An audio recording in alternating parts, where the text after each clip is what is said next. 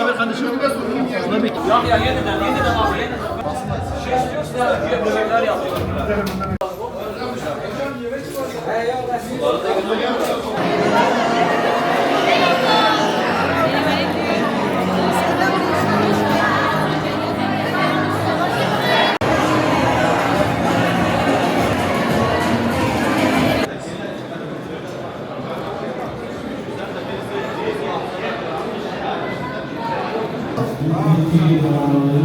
أعوذ بالله من الشيطان الرجيم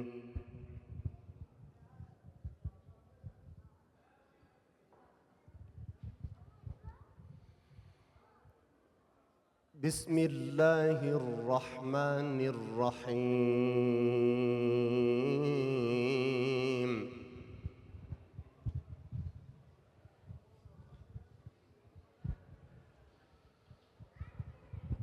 إذا السماء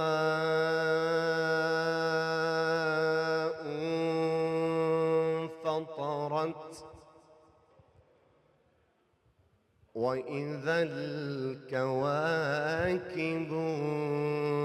انتثرت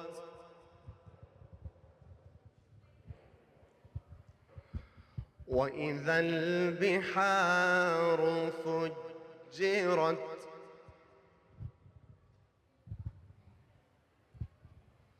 وإذا القبور بعثرت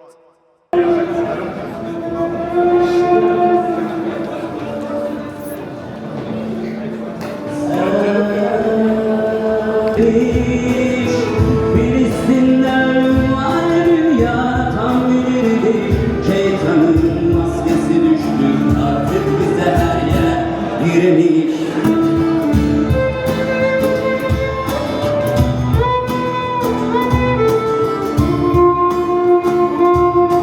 Korkma bir şeyden, Müslümandır kimliğin. Allah bizimledir, unutmayın sonra ahvah çekmeyin. Ali İmran 173 Filistin'in dilinde, kahrolasın İsrail insanlığın eliyle. Kahrolasın İsrail insanlığın eliyle. Filistinler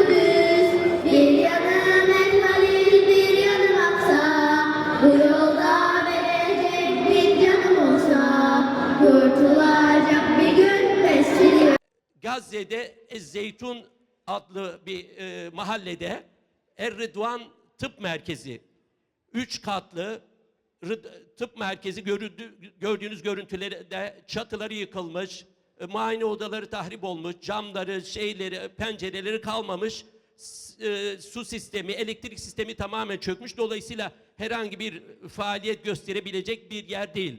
Ama siz de biliyorsunuz ki günümüzde bu kadar yüz binlerce, 170 bin yaralının olduğu ve 2,5 yıl boyunca yetersiz gıda, temiz içme suyu ve sağlık hizmetlerinin olmadığından dolayı çok ciddi ve ağır kış şartlarının olduğu bu günümüzde yaygın hastalıklarla insanların çok daha kolay öldüğü, ölümlerinin hızlandırıldığı ve bazılarının da içinden geçen oradaki soykırımın da bu şekilde doğal bir yolla seleksiyona uğratılmaya çalışıldığı bir durum.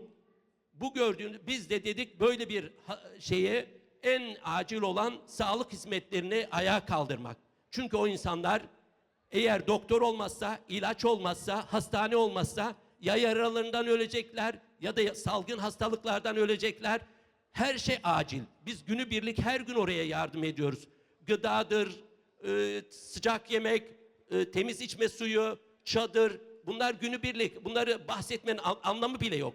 Ama orayı tekrar ayağa kaldırmak için oranın Sağlık Bakanlığı bizim gibi dünyanın değişik yerlerindeki yardım kuruluşlarına bu projeleri sunuyor. Buradan Endonezya'dan, Malezya'dan, Türkiye'den, Mısır'dan hangi yardım kuruluşunun gücü nispetinde bu projeler üstleniliyor ve bu projeleri gerçekleştirmeye çalışıyorlar. Çünkü oraya yardım edecek hiçbir devlet yok.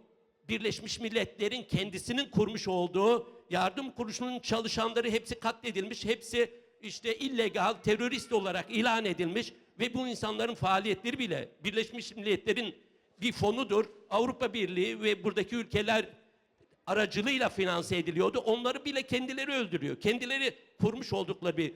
bu insanlara kim yardım edecek? İşte böyle bir hastanenin 290 bin euroluk bir tamir masrafı vardı. Onarımı tekrar işlevsel hale gelmesi için. Burada Özcan Gün kardeşimiz bu konuda bizi cesaretlendirdi. Nasıl? Çünkü bu 290 bin lirayı buradaki bir kermesten, buradaki projelerden elde etmek, temin etmek imkanı yok. Kardeşimiz önemli bir kısmını üstlendi, sağ olsun ve ödedi. Biz de projeye bir ay önce başladık ve önemli bir aşamaya geldik. Son noktalarını da özellikle kaynağını nasıl bulduk? Birincisi hocamın, kardeşimizin önemli bir katkısı. İkincisi de bu projede reklamını, sponsorluğunu yaptığımız özellikle esnaf ve iş adamı kardeşlerimiz var. Yaklaşık 100 kişiden oluşan bir sponsor kardeşlerimiz oldu. Onların katkıları. Sonra dedik salondan ne kadar bacılarımız, annelerimiz yapmış oldukları yemeklerle sizi de en azından bir yöresel memleket yemekleriyle bir doyurunsunlar. Siz de buradan biraz daha böyle herkes 1 sent, 10 sent, 1 euro fark etmez. Onların katkısı olsun. Yetmediyse ne yapacağız? İnşallah bu program sonrası da sosyal medya aracılığıyla, tikilerle, işte Betalingsverzoek'larla size yöneleceğiz. Daha fazla insanlara ulaştıracağız ve bu projeyi Allah'ın izniyle gerçekleştireceğiz. Dolayısıyla bugün bu açıdan anlamlı bir gün. Benimle, mesleğimle de ilgili bir konu ama bütün dünyanın sessiz kaldığı Gazze'de inşallah yaraları sarmak için elimizden geleni yapacağız. Siz de bu konuda sadece buraya gelenler değil, lütfen etrafınızdaki kardeşleriniz, akrabalarınız, ben biliyorum ki bir düğün davetiyesi atsanız tıklım tıklım olur. Herkes buna tepki gösterir, olumlu bir cevap verir. Çünkü kendilerini mecbur hissediyorlar.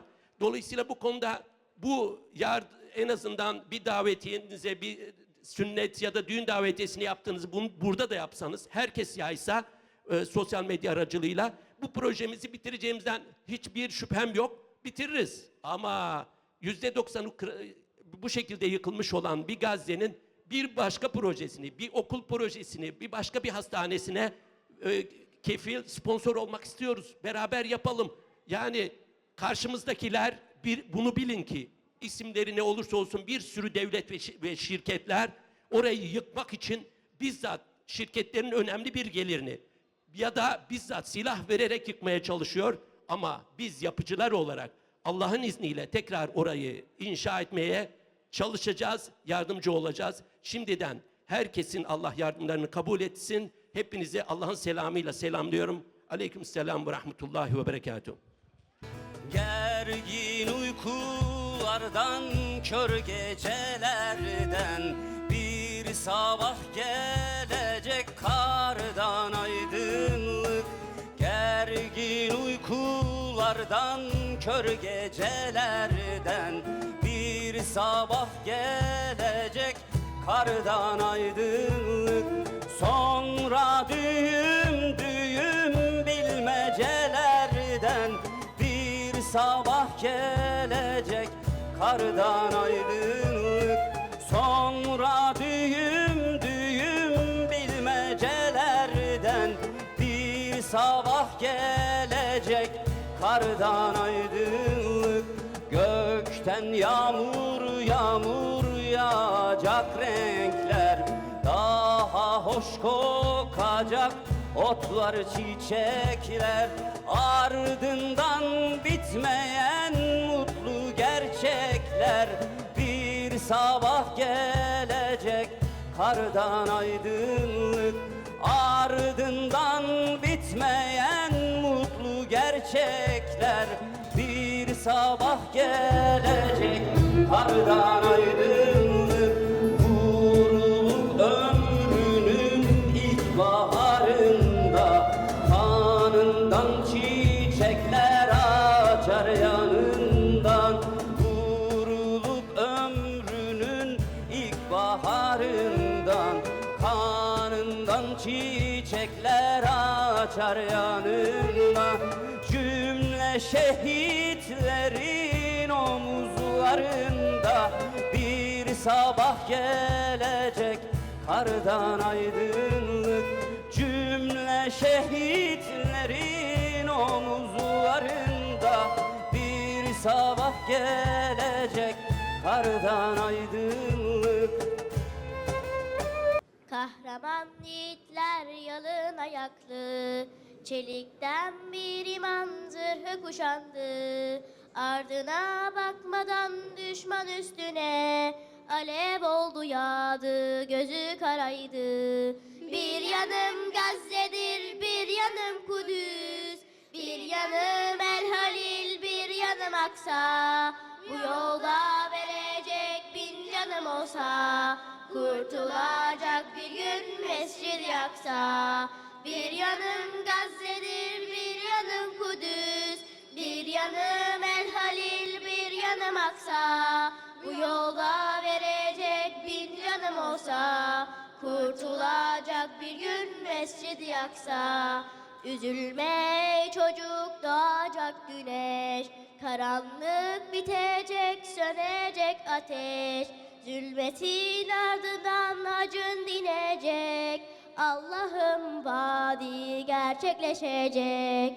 Bir yanım Gazze'dir, bir yanım Kudüs, bir yanım El Halil, bir yanım Aksa. Bu yolda verecek bin canım olsa, kurtulacak bir gün Mescid-i Aksa. Bir yanım Gazze'dir, bir yanım Kudüs, bir yanım El Halil, bir yanım Aksa. Bu yolda verecek bin canım olsa, kurtulacak bir gün Mescid-i Aksa. Semada Allah'ın aziz kulları, hakikat üzere süzülüp durur. Kudüs'ün bağrında yanan ateşi, bir avuç Müslüman yetim söndürür. Bir yanım Gazze'dir, bir yanım Kudüs, bir yanım El Halil, bir yanım Aksa. Bu yolda verecek bin canım olsa, kurtulacak bir gün Mescid-i Aksa. Bir yanım Gazze'dir, bir yanım Kudüs, bir yanım El Halil, bir yanım Aksa. Bu yolda verecek bin canım olsa, kurtulacak bir gün Mescid-i Aksa. Bir yanım Gazze'dir, bir yanım Kudüs, bir yanım El Halil, bir yanım Aksa. Bu yolda verecek bin canım olsa, kurtulacak bir gün Mescid-i Aksa. Selamun Aleyküm ve Rahmetullah. Viyana'dan, Avusturya'dan hepinize selamlar, saygılar getirdim. İHO Ebrar adını ilk olarak geçen sene Kurban Bayramı'nda Afganistan'da gördüm. Buradan oraya kurban getirmişlerdi, onlarla tanıştık. Geçenlerde de İHO Başkanı saygıdeğer Abdurrahman Alpsu Bey aradılar, der ki böyle bir programımız vardır, davet ediyoruz. Yani ben gerçi kendimi böyle bir davete, böyle bir çabaya belki layık olmamakla birlikte memnuniyetle kabul ettim. Katılmayı bir borç bildim. Şimdiden hayır yapan bütün hayırseverlerden Allah razı olsun. Bir ayet-i kerime ile başlayayım. Euzu billahi mineşşeytanirracim. Bismillahirrahmanirrahim.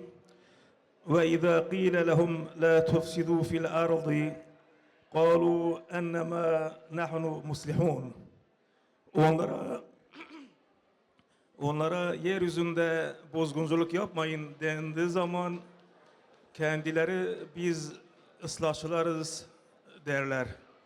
Gerçekten de bugün bunun somut örneğini Amerika ve İsrail örneğinde yaşıyoruz ki yeryüzünün en müfsit, en vahşi, en katil ve maalesef kelimelerle tarif edemeyeceğimiz şekilde bir vahşetle karşı karşıyayız.